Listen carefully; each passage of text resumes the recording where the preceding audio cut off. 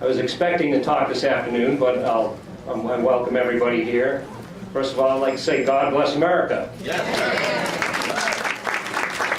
Tell you a little bit about me. I got a little bit disenchanted with the Republican Party last year. After the last election, I saw it drifting away from its Republican values. So I went and I became part of the Tea Party movement. I'm the Tea Party candidate that's on the Republican ticket. I'm the conservative Republican that's on the Republican ticket. I'm the elephant in the room. I'm not the rhino.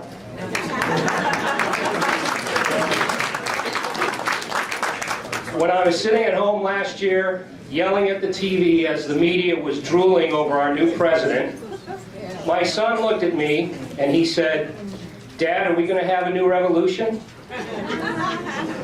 And I told him, "Joe, our veterans did not fight for that flag and for our country to see a revolution in our country. Our founding fathers gave us the Constitution so that we could change tyrants and remove them from office peacefully." So I got involved in the Tea Party movement last year. The first thing I got involved with was the water issue. And I went up to the Central Valley and I met the farmers and I interviewed the farmers. And you can all go to my website and see one of the interviews with one of the farmers I did. It's on my water page. And I asked him what was happening to him, and he was losing his farm because the water has been cut off by our government. And I asked him, "Who do you blame?" He said he blamed himself because he got too complacent and he let the wrong politicians get into office. Well, we're not going to be complacent anymore. I turned the camera off, and when I turned the camera off, he broke down and cried. And he told me he was a Vietnam veteran, and he saw men die for that flag. What is happening to our veterans and our farmers is wrong. How many people here are veterans in this audience? I want to salute you and thank you for your service to our country. I also spoke against Al Gore and the cap and trade. Cap and trade is an attempt to undermine our Constitution. It is an attempt to overturn the Declaration of Independence. I got in this race to be the voice for reason. I will stand up to anyone who proposes a policy like cap and trade or AB 32. That law has to be repealed and overturned. It is unconstitutional. That's right.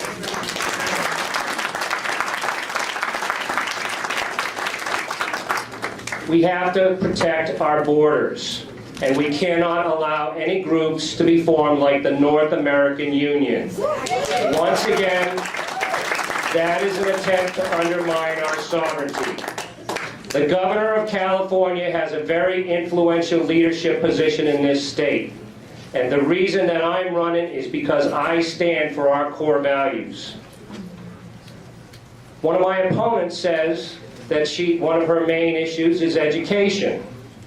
Yet when it came to educating her children in our school system, she left the state.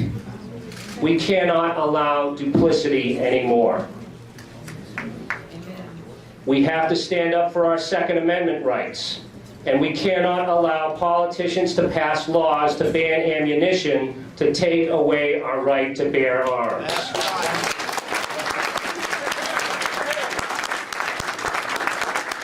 The bank bailouts are designed to give money to foreign interests like George Soros and increase short sales here in our country. They are incentivized to take money from people. That is against the Fifth Amendment right of due process and depriving people of property without just compensation.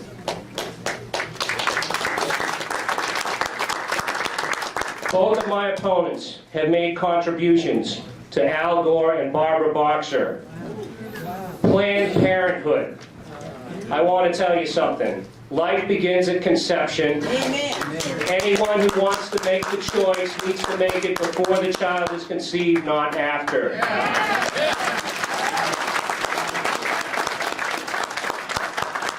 I time is up. I just want to say, I don't have the money of my opponents, but the Constitution is not for the rich, by the rich, and of the rich. It is for the people. We, the people, can win this election. Don't stop believing. I look for your endorsement tomorrow. Thank you.